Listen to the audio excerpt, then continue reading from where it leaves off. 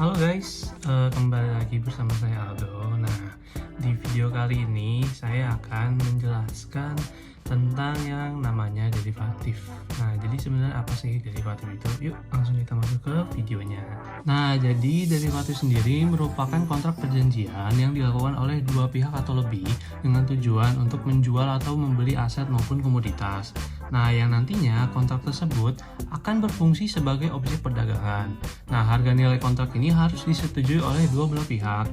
Nah, hal ini juga turut dipengaruhi oleh harga nilai aset atau komoditas induk.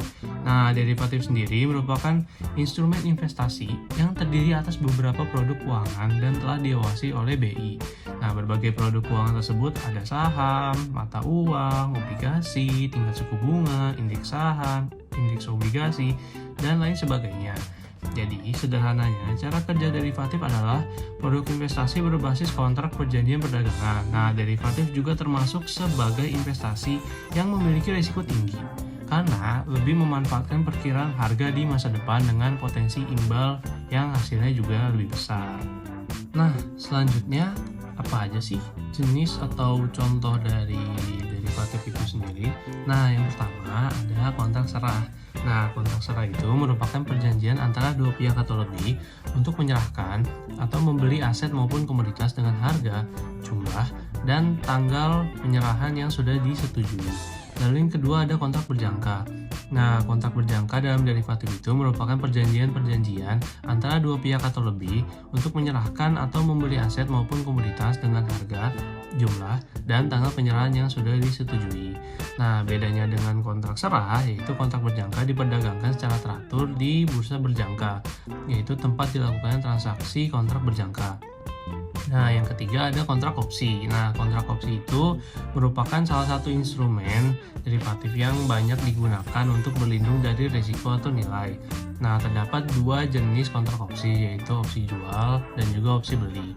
Nah, yang terakhir ada swap. Nah, swap itu merupakan kontrak yang saling menukar arus kas dalam jangka waktu tertentu dan dilakukan secara terus-menerus. Nah, contoh dari transaksi swap itu biasanya dilakukan seperti interest rate swap. Nah, interest rate swap dikaitkan dengan nilai atau harga apapun yang cenderung fluktuatif.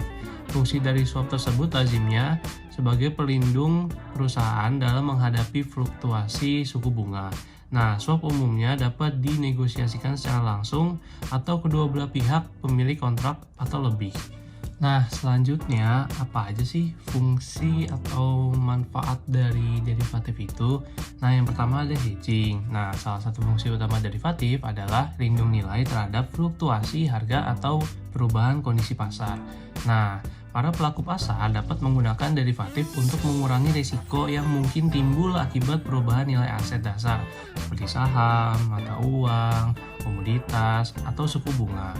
Nah, yang kedua ada spekulasi. Derivatif juga digunakan oleh para spekulator untuk mencari peluang untuk mendapatkan keuntungan dari perubahan harga aset dasar.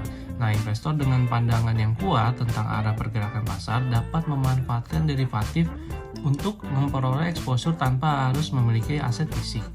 Nah, yang ketiga ada arbitrase. Nah, arbitrase itu merupakan praktik memanfaatkan perbedaan harga antara aset yang serupa di pasar yang berbeda. Derivatif sering digunakan dalam strategi arbitrase untuk mengambil keuntungan dari ketidakseimbangan harga antara pasar atau instrumen yang terkait.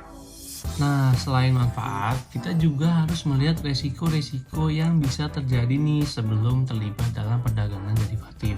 Nah, yang pertama ada risiko pasar. Nah, risiko pasar ini terjadi akibat fluktuasi harga aset dasar yang mendasari derivatif. Perubahan dalam harga saham, komoditas, mata uang, atau suku bunga dapat memiliki dampak langsung pada nilai derivatif. Jika pergerakan harga tidak sesuai dengan ekspektasi, ini dapat mengakibatkan kerugian finansial. Nah, yang kedua ada risiko kredit. Nah, risiko kredit ini muncul ketika salah satu pihak dalam kontrak derivatif gagal memenuhi kewajiban pembayaran atau pengiriman. Nah, ini bisa terjadi apabila salah satu pihak mengalami kesulitan keuangan atau gagal mematuhi kesepakatan kontrak. Nah, risiko kredit dapat mengarah pada kerugian finansial yang signifikan.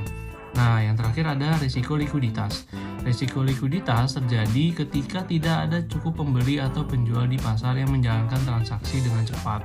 Ini bisa mengakibatkan kesulitan untuk membeli atau menjual derivatif dengan harga yang diinginkan.